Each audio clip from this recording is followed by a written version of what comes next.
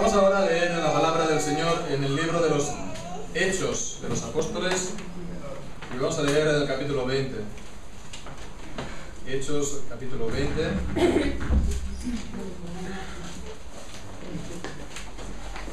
Vamos a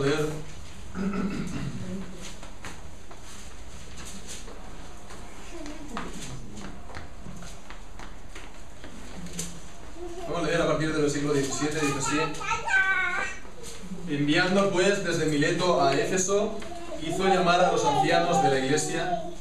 Cuando vinieron a él, les dijo: vosotros sabéis cómo me he comportado entre vosotros todo el tiempo, desde el primer día que entré en Asia, sirviendo al Señor con toda humildad y con muchas lágrimas y pruebas que me han venido por las asechanzas de los judíos.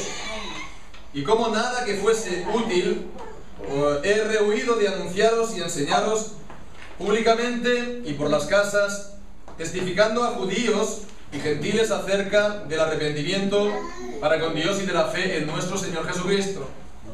Ahora he aquí, ligado yo en espíritu, voy a Jerusalén, sin saber lo que allá me ha de acontecer, salvo que el Espíritu por todas las ciudades me da testimonio, diciendo que me esperan prisiones y tribulaciones.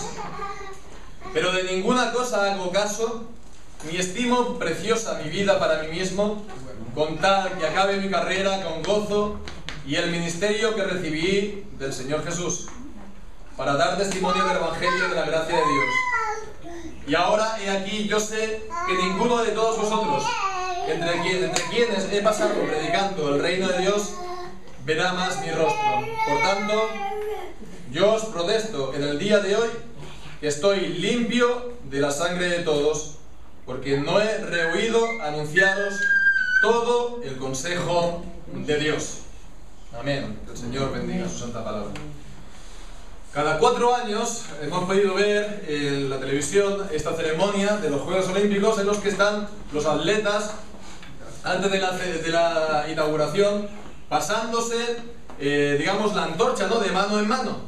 Esto es lo que ocurre aproximadamente pues, cada 4 años, ¿no?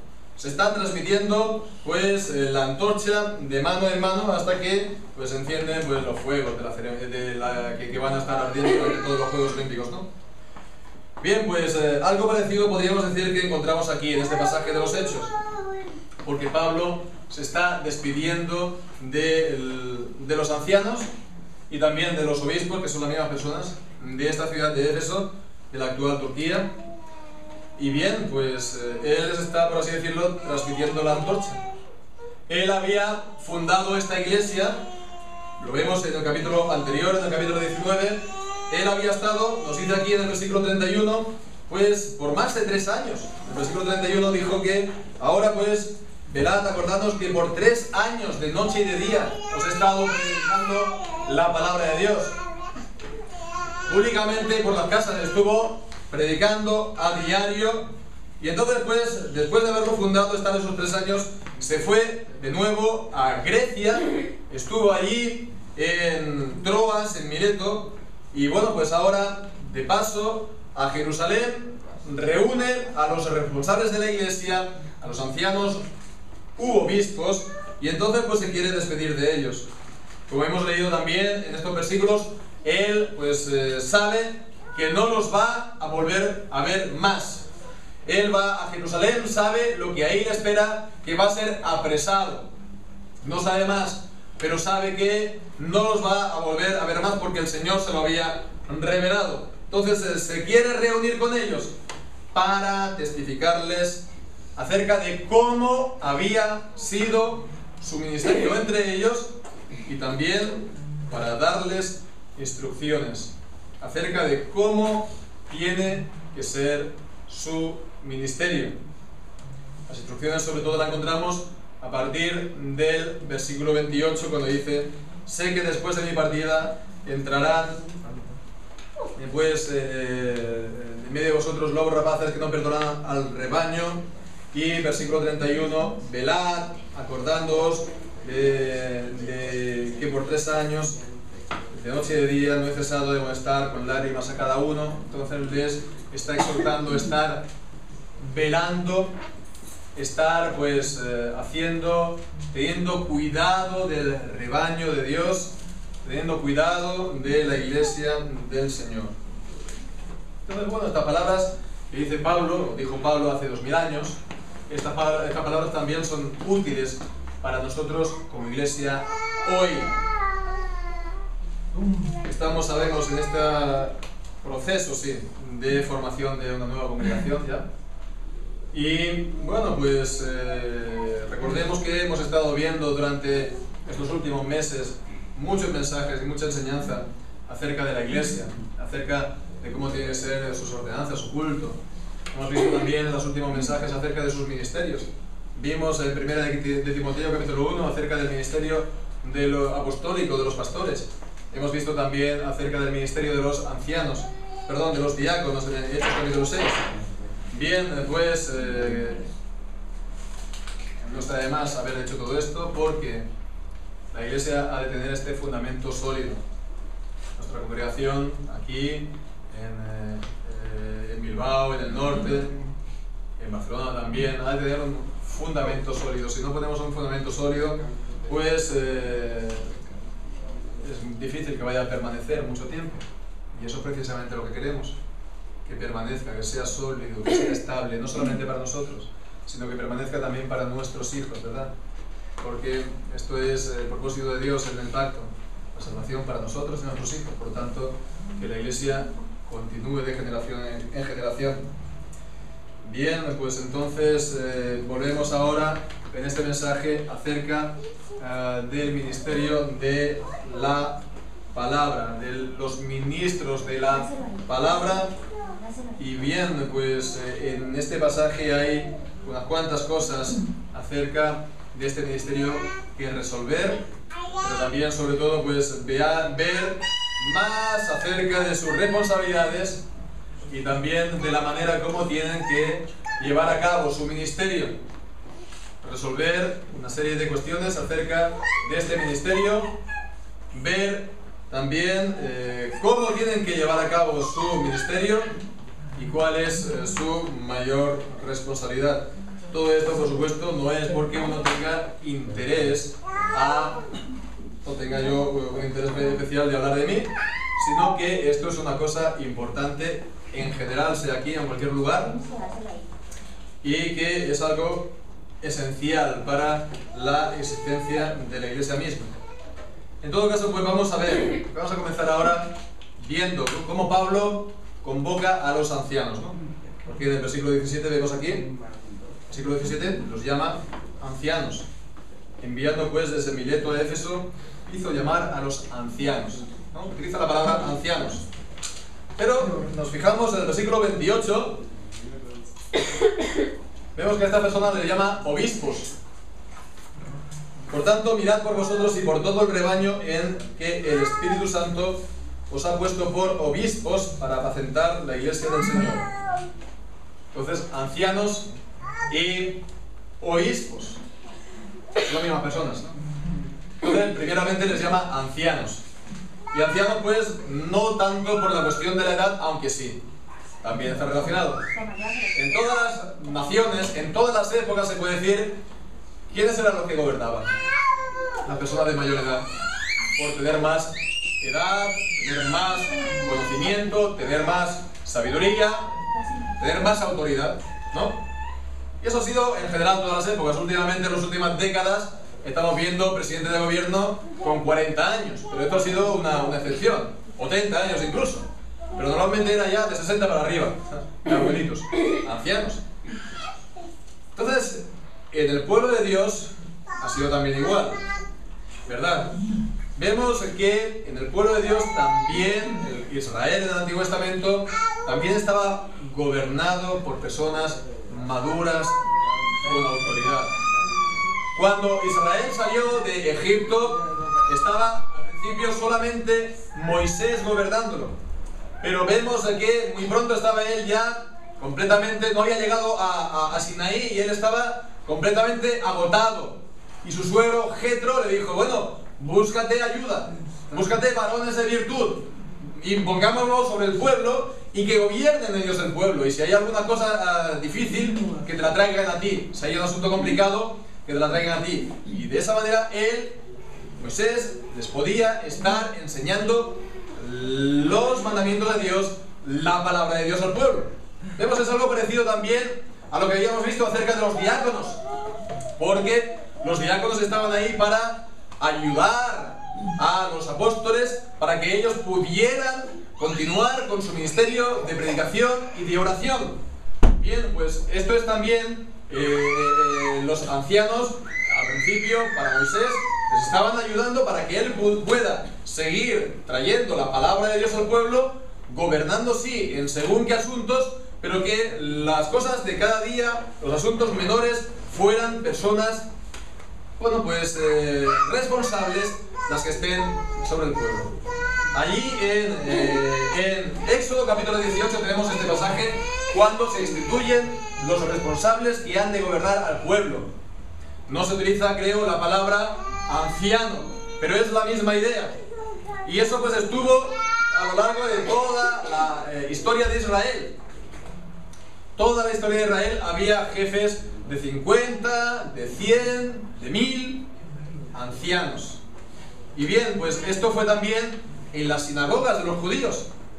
Después de la dispersión del exilio, comenzó el pueblo a reunirse en sinagogas, pues para hacer el culto que nosotros hacemos aquí, para leer la palabra de Dios, para que haya meditación de la palabra de Dios, canto de salmos.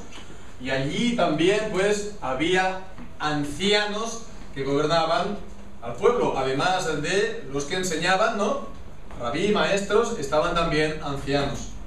Bien, pues entonces la iglesia cristiana, de una manera muy natural, ¿verdad?, después de Jesucristo, con los apóstoles, continúa también con la figura, con la institución de los ancianos, y llama ancianos a sus dirigentes, a sus gobernantes. Esto en cuanto a la palabra ancianos, pero vemos en el versículo 28 que también les llama obispos. Obispos que en griego es la palabra episcopos. Episcopos que, bueno, literalmente significa sobre el blanco, ¿no? Está sobre el blanco. La idea es supervisor. Alguien que está supervisando. Alguien que está un poco por encima viendo cómo se mueve la gente. Creo que también en el origen está la idea del atalaya, que es la adaptación pues de la palabra en hebreo que encontramos por ejemplo en Ezequiel, atalaya, ¿verdad? Que está por lo tanto vigilando al pueblo, ¿verdad? Pero también para traer la palabra de Dios. No es que solamente esté pues en plan supervisor, sino que también está para traer la palabra de Dios al pueblo. Bien, pues vemos que esta es la idea de este ministerio. Y bien, pues están ancianos y están obispos o episcopos, y son dos palabras distintas para el mismo grupo de personas. Sabemos que normalmente en la iglesia romanista la figura del obispo es como si fuera un pastor de pastores. Está por encima de los pastores, sí, supervisando, pero a los distintos pastores, ¿no? Esa es la figura, lo que normalmente tenemos en mente al oír la palabra obispo, que es una palabra, como vemos, bíblica. Y en la iglesia romanista no se utiliza la palabra anciano como tal, pero se utiliza la palabra presbítero, ¿verdad? ¿Nos acordamos la palabra presbítero? Bien, pues presbítero es precisamente anciano, ¿no? Entonces en la iglesia romanista, ¿el presbítero qué es? Podemos decir un cura, un párroco, ¿no? Y después por encima está el obispo.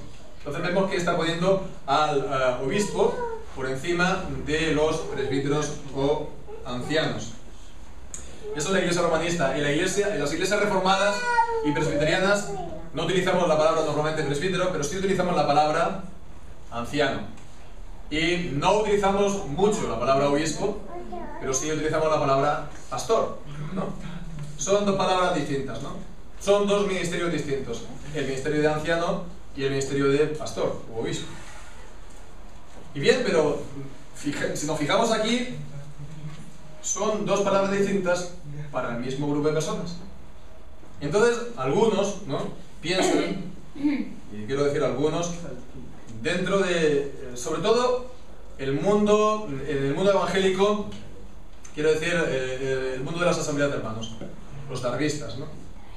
No sé si os suena mucho esta palabra, pero bueno, hay un grupo entre los evangélicos que viene a decir, no, los ancianos y los pastores son la misma persona, es el mismo ministerio. Entonces no hay 3 ministerios, hay 2 ministerios, el de anciano, ¿verdad?, y el de diácono, ¿no? Y bien, nosotros en las iglesias reformadas, como digo, tenemos normalmente la figura del anciano, la figura del pastor y la del diácono. Por lo tanto, normalmente son 3 ministerios distintos. Pero entonces, ¿por qué si aquí están diciendo 2? O mejor dicho, aquí estos 2 nombres son, digamos, para el mismo grupo de personas. ¿Por qué esto? Pues bueno, para entenderlo bien, hemos de, creo, hacer atención al momento especial en que pues, estamos leyendo aquí y que se escribió esto. Ese momento histórico especial es el principio de la Iglesia del Señor, el principio de la Iglesia apostólica. Entonces, Dios había dado ministerios, dones a la Iglesia, ¿no? Efesios 4. En Efesios 4 se da la lista de dones de la palabra, de gente que iba a enseñar la palabra, ¿verdad? Podemos leer si queréis. En Efesios capítulo 4.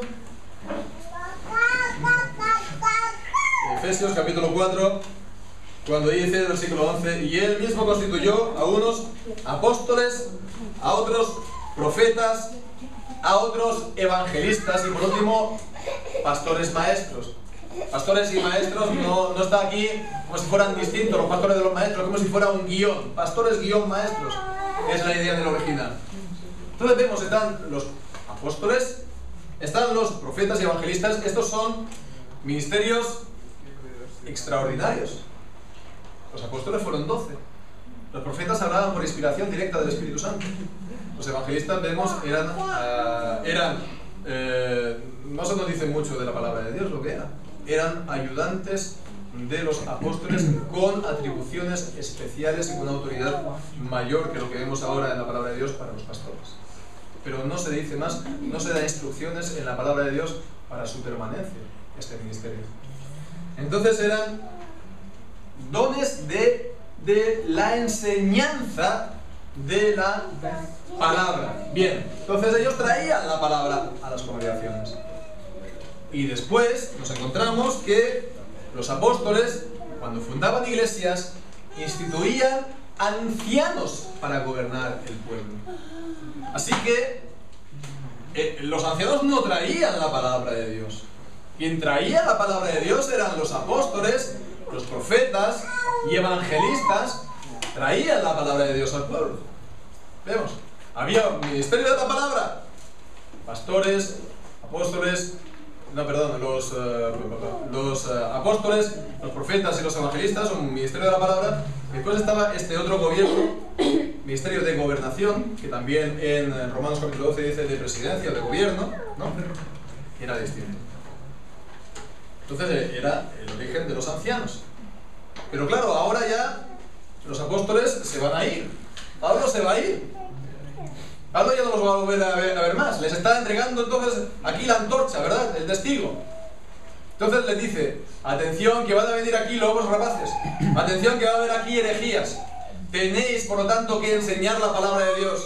Tenéis que enseñarla pura, ¿verdad? Entonces ya, bueno, de ese grupo de ancianos, algunos tendrán que tener el ministerio especial de la predicación. Como vemos en el capítulo, en versículo 28 dice, pues que ellos tenían que apacentar la iglesia del Señor, ¿verdad? Y después también, como vemos en primera de Timoteo, versículo 5 y versículo 17, podemos leer allí, primera de Timoteo 5, 17, cuando dice, los ancianos que gobiernan bien sean tenidos por dignos de doble honor, mayormente los que trabajan en predicar y en enseñar. Entonces este ministerio de predicación no era algo de todos los ancianos, sino que de algunos ancianos. De entre los que gobernaban el pueblo, algunos se encargaban especialmente del ministerio de la predicación y de la enseñanza. Entonces estos son los que en Efesios capítulo 4 dice los pastores maestros. Los pastores maestros, que vienen a ser por lo tanto ahora en el día de hoy, podemos decir, los sucesores de los apóstoles en las congregaciones, ¿verdad? No que tengamos, por supuesto, la misma autoridad que los apóstoles, y no se nos tiene que llamar apóstoles porque somos solamente pastores, pero traemos la palabra y la enseñanza apostólica. Entonces, en este sentido, somos sucesores de los apóstoles. Y, por otra parte, los ancianos son las personas que tienen una edad, que tienen una experiencia, que no son neófitos, que son personas de virtud, que son personas respetadas, que tienen autoridad, que pueden gobernar bien su casa, pueden gobernar bien la congregación. Personas, pues, con un peso, con una autoridad. Bien, pues entonces, no son dos ministerios, el de anciano y el de diácono, son tres ministerios: el ministerio de la palabra, de los pastores maestros, el de los ancianos, que gobiernan, y el de los diáconos. Son tres. De esa manera, por lo tanto, el anciano que gobierna, pues no tiene que llevar a cabo, en principio, el ministerio de la palabra. Es una persona, sí, se supone, madura, no solamente en carácter, sino también en conocimiento de la palabra, y puede también, en ocasiones, compartir la palabra, pero no tener oficialmente ese ministerio, porque para esto tiene que estar reconocido como ministro de la palabra por otros ministros de la palabra. Asimismo, tampoco tiene que llevar a cabo el ministerio de los sacramentos, del bautismo y de la Santa Cena. En Mateo 28 le dijo Jesús a los apóstoles: id por todo el mundo, predicad el Evangelio y bautizad en el nombre del Padre, del Hijo y del Espíritu Santo, ¿verdad? Y en 1 Corintios 11, en el pasaje de la Santa Cena, dice Pablo: porque yo recibí del Señor lo que también os he enseñado. Entonces vemos que Jesucristo confió el ministerio de los sacramentos primeramente a los apóstoles, ¿verdad? Entonces no es algo para todos los creyentes que impartan los sacramentos, no es algo tampoco para ni siquiera los ancianos gobernantes, sino para aquellos que tienen el mismo ministerio de enseñanza y de predicación que tuvieron, pues, los apóstoles, hoy en día los pastores. Bien, para eso, por lo tanto, tienen que ser reconocidos. Bueno, primeramente tienen que recibir una instrucción, ¿verdad? Seria, fiel en la palabra del Señor, y se les tiene que reconocer también ese don, tiene que ser puesto a prueba primero, ¿verdad? Para que ellos puedan ejercer legítimamente el ministerio en la iglesia. No se hace así hoy en día, por lo general, pero sí se tiene que hacer así. Y es lo que vamos a intentar, con la ayuda del Señor, que se haga así en nuestras iglesias, ¿verdad?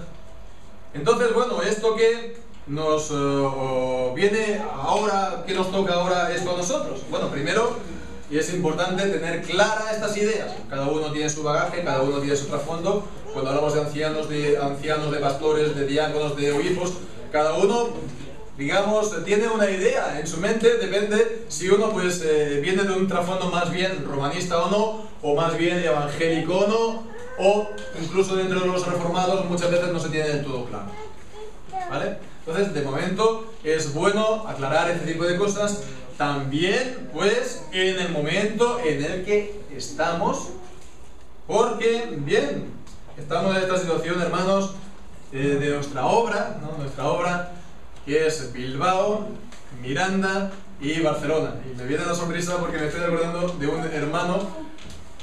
Decía esta semana, ¿no? La iglesia saludos a la iglesia en Vilandarona, ¿no?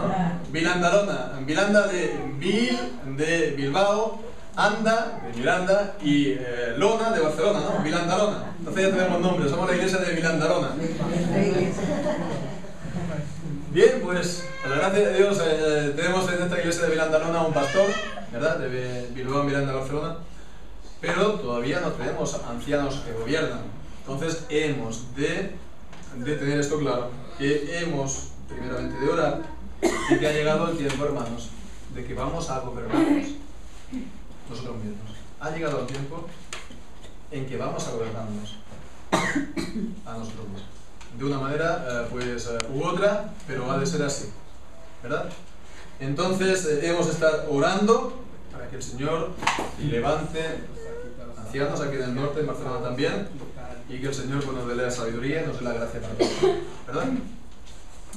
Bien, pues esto en cuanto a este pasaje, Pablo pues había hablado aquí de sí mismo como ejemplo, ¿verdad?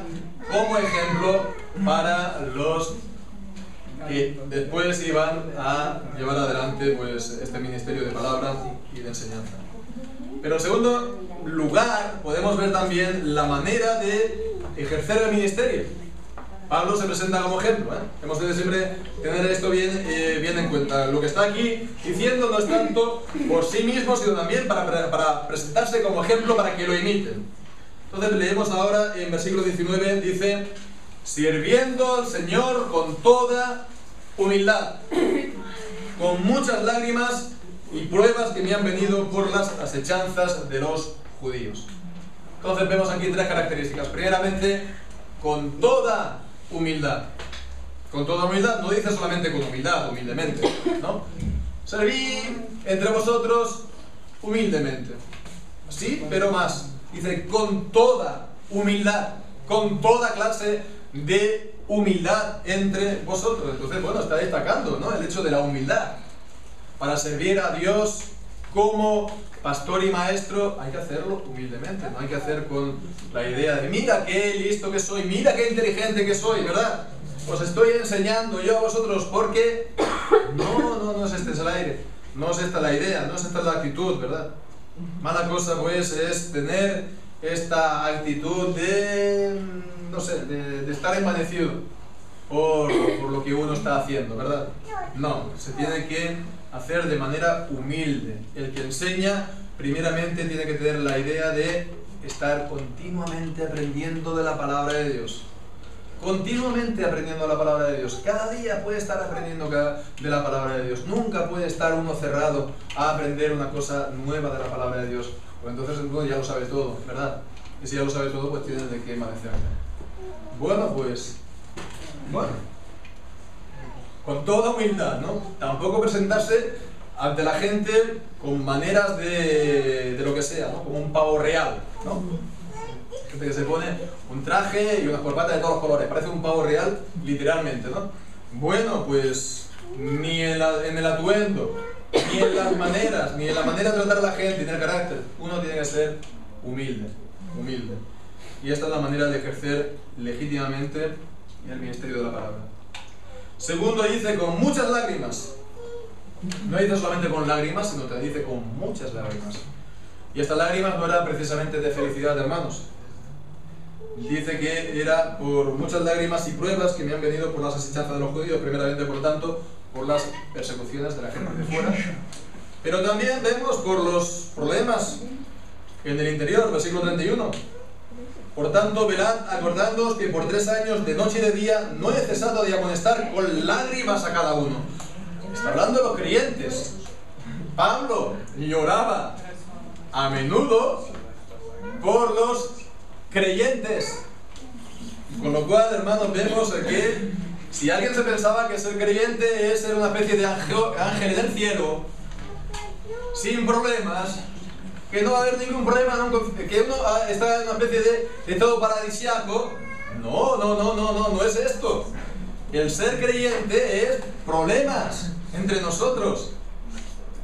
Problemas entre nosotros, ¿verdad?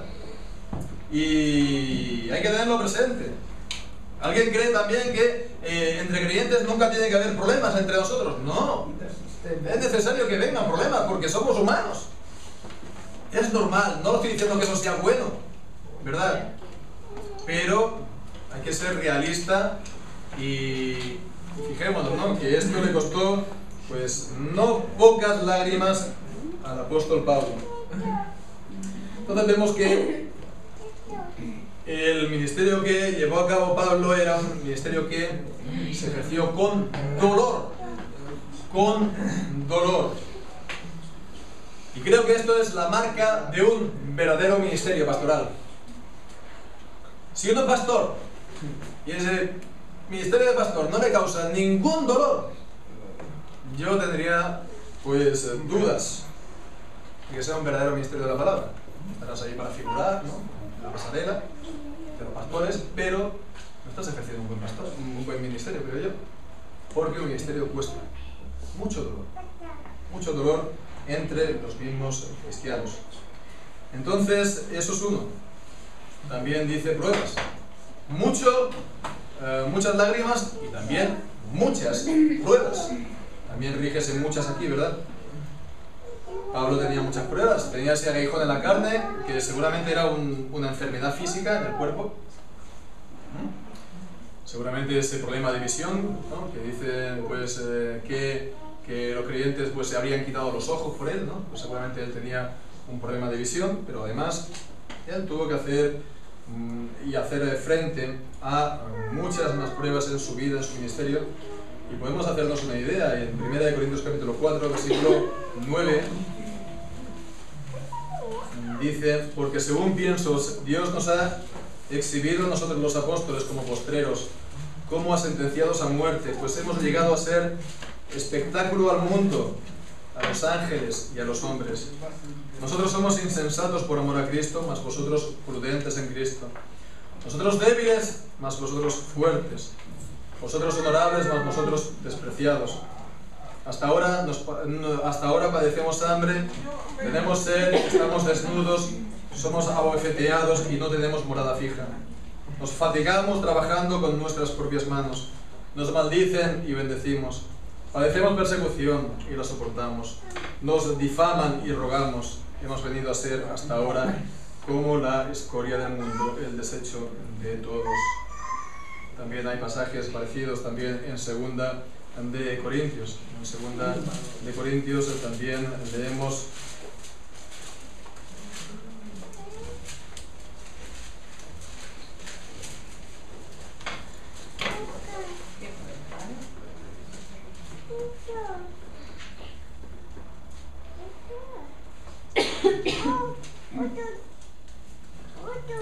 en el capítulo 11, sí, cuando dice, versículo 23, son ministros ellos de Cristo, como si estuviera yo más, en trabajos más abundante, en azotes sin número, en cárceles más, en peligros de muerte muchas veces. De los judíos 5 veces he recibido 40 azotes menos uno. 3 veces he sido azotado con varas, una vez apedreado. 3 veces he padecido un naufragio. Una noche y un día he estado como náufrago en alta mar. En caminos muchas veces, en peligros de ríos, peligros de ladrones, peligros de los de mi nación, peligros de los gentiles, peligros en la ciudad, peligros en el desierto, peligros en el mar, peligros entre falsos hermanos, en trabajo y fatiga, en muchos desvelos, en hambre y sed, en muchos ayunos, en frío y en desnudez. Y además de estas otras cosas, lo que sobre mí se agolpa cada día, la preocupación por todas las iglesias. Entonces Pablo, él tuvo que soportar muchas pruebas a lo largo de su vida y de su ministerio. Y eso es lo que, digamos, avala su ministerio. En 1 Corintios capítulo 4, versículo 1 dice: ténganos los hombres como ministros de Dios y dispensadores de los misterios de Dios, o administradores de los misterios de Dios. Bien, pues entonces estas son las credenciales. Estas son las credenciales de un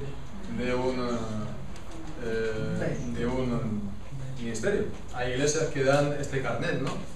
Iglesias, quiero decir, pues denominaciones, ¿no? Que dan este carnet de pastor, ¿no? Yo tengo uno. Pero bueno, este es el verdadero carne de pastor. Este es el verdadero carne de pastor. ¿No? Lo que uno pasa, ¿verdad? Por el Señor, por la palabra de Dios, por servir a Dios trayendo la palabra al pueblo. Y de eso, por supuesto, de la misma manera que Pablo dijo esto para mostrar el ejemplo de lo que demás tenemos que hacer, pues también igual esto es el camino para todos nosotros, hermanos. Porque dice el Señor Jesucristo, dice Pablo que es necesario que por muchas aflicciones entremos en el reino de Dios. Y es necesario, pues, esto mismo. Y todos nosotros, no solamente pues, los pastores como una clase especial, ¿verdad?, de la iglesia, sino simplemente está al frente del rebaño mostrando el camino, ¿verdad? Por ahí tenemos que ir todos. Por ahí todos. Bien, pues esto en cuanto a la manera de ejercer el ministerio. Ahora, pues, vamos a tratar ya por último la tercera cuestión, la responsabilidad principal de los pastores, que básicamente es una, que es la de traer la palabra de Dios. La palabra de Dios. Hemos visto, pues, sin duda, muchas películas, ¿no?, en las que vemos en los juicios, ¿no?, le hacen el juramento y dice, juras, cuando hoy en día dice, prometes, juras decir la verdad, toda la verdad y nada más que la verdad. Bien, pues esto es algo parecido, ¿verdad?, pero con la palabra de Dios. Se tiene que traer la verdad, la palabra de Dios, ¿verdad? Y dice, toda la verdad, es decir, entera, y nada más que la verdad, es decir, que no pongan nada tuyo.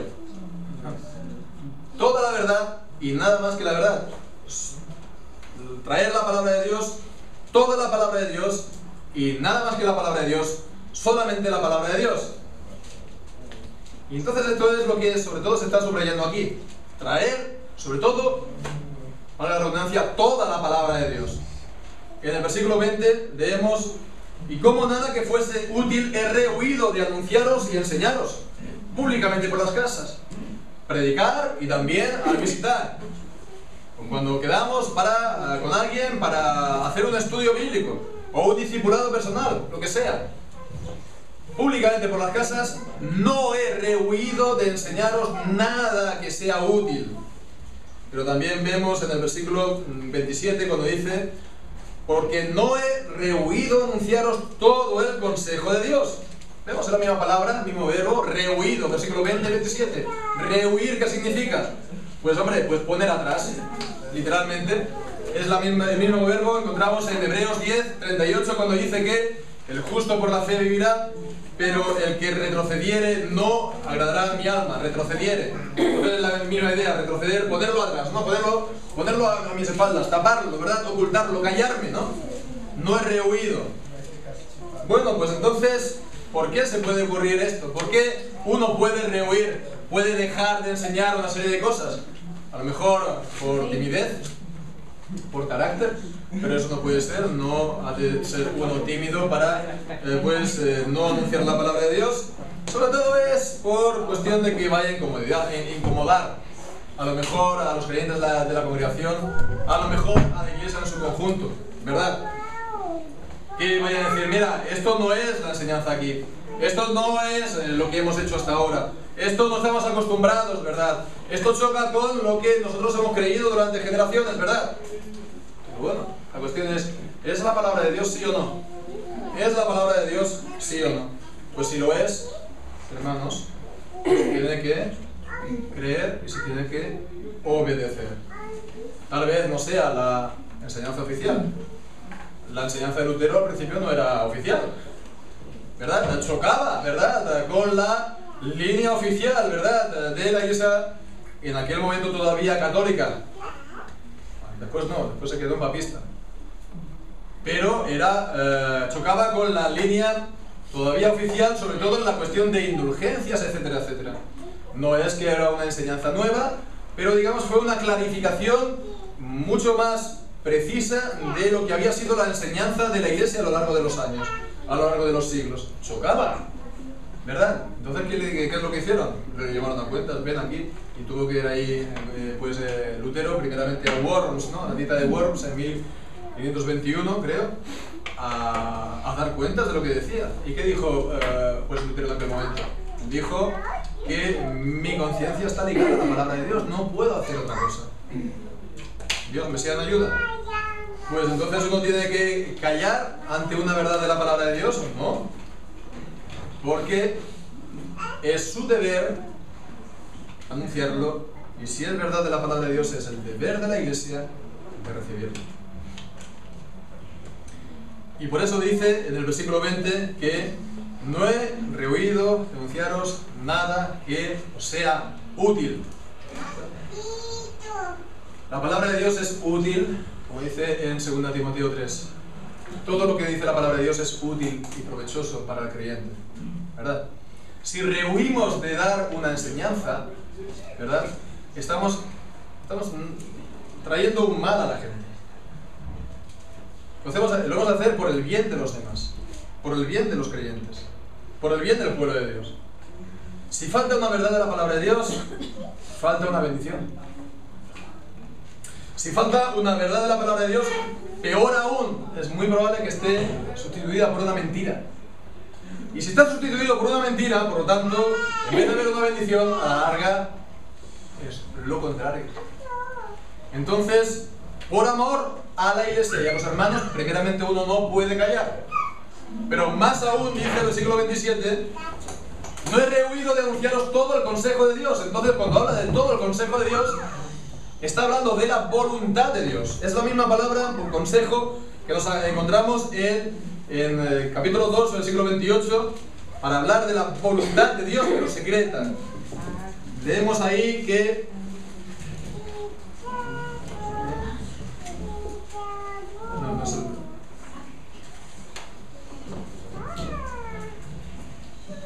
no es el 28, pero bueno. En todo caso es el 4.28, creo. 4.28. Sí, vamos a mirar en 4.28 cuando dice: para hacer todo cuanto tu mano y tu consejo habían antes determinado que sucediera. Y en el capítulo 2 era acerca del determinado consejo y el anticipado conocimiento de Dios que fue entregado. Si alguien no sabe de memoria el número del versículo, puede decir así. Si no, en todo caso está hablando, como decíamos, de la voluntad secreta de Dios. En todo caso, voluntad de Dios. Entonces, cuando está diciendo aquí en el versículo 20, versículo 27, cuando dice anunciaros todo el consejo de Dios, está hablando, por lo tanto, de la palabra de Dios. Pero el matiz, el sentido, la intención es hablar de la voluntad de Dios. Es la voluntad de Dios que Él ha revelado. Es la voluntad de Dios que se anuncie y que se predique, por lo tanto, también acerca de esto. Es la voluntad de Dios. Por lo tanto, bueno, este es ya el argumento último. Si es palabra de Dios, es la voluntad de Dios que se anuncie y que se enseñe. Sí o sí, no hay más. No hay más. Es la voluntad de Dios. Y entonces, pues, se tiene que hacer. A lo mejor se puede hacer con mucho amor, se puede hacer no como un elefante entrando en un elefante y una cristalería, se tiene que hacer, ¿verdad? Con cuidado y con amor, pero se tiene que hacer porque es la voluntad de Dios que se haga. No se puede dejar a la espalda, no se puede uno rehuir, ¿no? Entonces se tiene que hacer, y bien, pues que el Señor tenga misericordia y que el Señor pues abra los corazones, los oídos y los entendimientos de unos y de otros. Así pues hemos de anunciar siempre toda la palabra de Dios, pero no solo eso, nunca debemos de, con esto acabamos, anunciar la salvación. Versículo 21 también dice: testificando a judíos y a gentiles acerca del arrepentimiento para con Dios y de la fe en nuestro Señor Jesucristo. Vemos, versículo 21, arrepentimiento y fe. Arrepentimiento y fe tiene que estar siempre en la boca de los pastores. Se tiene que estar testificando acerca del arrepentimiento para vida y de la fe salvífica en nuestro Señor Jesucristo. El arrepentimiento que no es solamente, ay, me sabe mal lo que he hecho. Así es como la gente entiende la palabra arrepentirse. Me arrepiento de no haber ido a tomar el café ayer con mi amiga Pili. No, no es esto el arrepentimiento. No, el arrepentimiento es, me sabe mal los pecados, sí, pero es confesar a Dios los pecados, sí, pero con la intención de no hacerlos más. Es dejar los pecados. Es ir en un camino y dar la media vuelta para ir por el camino contrario. De camino, pues, en vuelta a Dios. Entonces, si no hay esto, no hay arrepentimiento. Me puede saber mal, pero no ha habido un arrepentimiento, ¿verdad? No ha habido una verdadera conversión a Dios. Y tiene que ser un arrepentimiento del que dice la palabra de Dios en Hechos, frutos dignos de arrepentimiento. Hemos de hacer frutos dignos de arrepentimiento. Se tiene que ver que verdaderamente ese arrepentimiento es real. Es real. Entonces eso es una. Por otra parte también, la fe en el Señor Jesucristo. Porque a Dios nadie lo vio jamás. El unigénito Hijo que mora, que vive en el seno del Padre, Él lo dio a conocer. Nadie puede conocer a Dios si no es en Jesucristo. Él es demasiado grande, Él es demasiado... Él es soberano, nadie puede conocer a Dios. Sino que Dios viene a los hombres en Jesucristo, para que miren a Jesucristo, para que crean en Jesucristo, y que de esa manera, pues, crean en Él y lo conozcan a Él. Y no hay otra manera, por medio de Jesucristo solamente. Entonces todos tenemos que mirar a Jesucristo. Y mirando a Jesucristo, miramos, como dice 2 Corintios capítulo 3 o capítulo 4, la gloria de Dios. Mirando a Jesucristo, estamos viendo la gloria de Dios. Entonces, hemos de mirar a Jesucristo como el sacrificio por nuestros pecados. Hemos de mirar a Jesucristo como la satisfacción completa y perfecta por nuestras culpas y faltas. Y sin esto, sin este arrepentimiento de los pecados, sin esta fe en el Señor Jesucristo como el único mediador entre nosotros y Dios, como el sacrificio perfecto por mis pecados, sin esa fe y esa confianza en el Señor Jesucristo, no podemos tener la salvación. Y se ha de testificar acerca del arrepentimiento y de la fe en Jesucristo. Pero se ha de testificar también de que no hay salvación sin arrepentimiento y sin fe en Jesucristo.